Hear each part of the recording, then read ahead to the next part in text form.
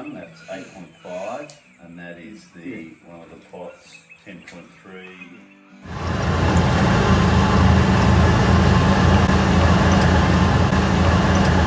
We are in the middle of March and it's still green.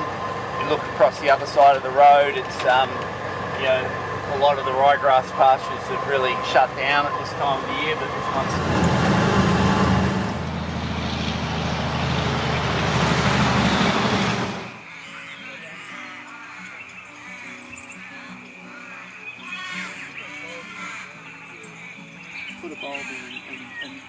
My name's Rob Conron. I'm a farmer here at Irrewillipe in southwestern Victoria.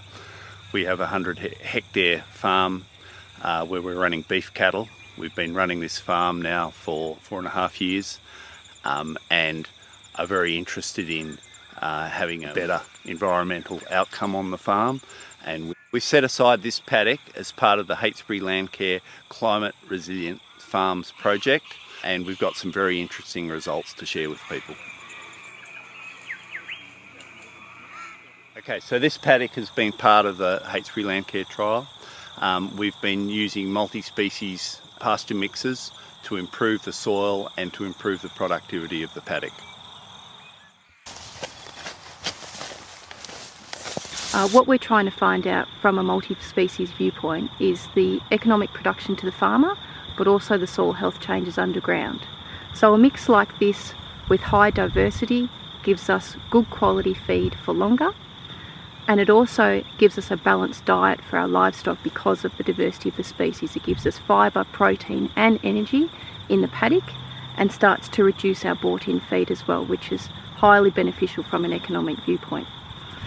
What's happening below the ground in terms of organic carbon, nutrient and water holding capacity is just as beneficial environmentally to the farm and the ecosystem function of the surrounding environment, but certainly to the farmer from a long-term economic viewpoint as well.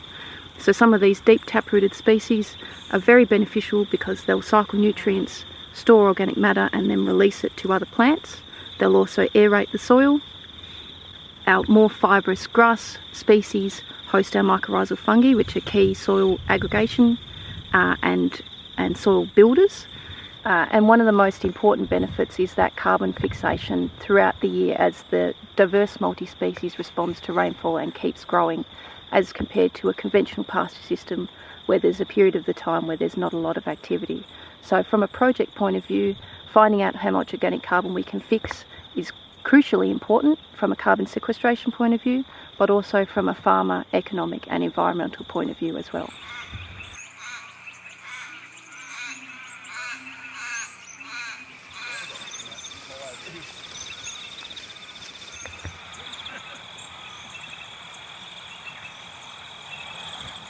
So Rob, we talked about the first sowing being not particularly successful, but our autumn 2021 and obviously our spring 2021 sowings have been quite successful. What do you think is the key difference between the sowings? Yes, well I think in these initial sowings you must have your competition really under control. So we sprayed out in these last two sowings and it has had a massive difference. And we have seen that across the breadth of the trial farms, is that a chemical or mechanical termination of the pasture base before sowing really improves the success of that establishment phase, and especially in the first 1 or 2 sowings. We left this strip along the paddock across all 3 hectares without applying any herbicide prior to sowing. Often people try and establish multi-species without proper preparation, and this clearly shows that it doesn't work. You need to prepare properly. One of the trial plots has got compost applied with 10% biochar in it, and it's a really good input on a low CEC soil. So we have a soil that's light sandy soil, and an application of compost can add nutrients to the starting mix and get the seed out of the ground a bit quicker.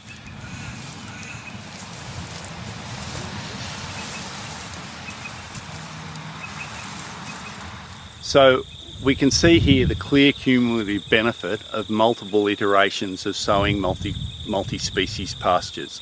It's the soil health and the crop health here is obviously much better than on this side where we've only done it the first time. So both Bernie and I are strongly motivated to leave this place in a much better condition than when we first purchased it 5 years ago. What is it? It's a regenerative ag bouquet of cow fodder. The cows are going to love it.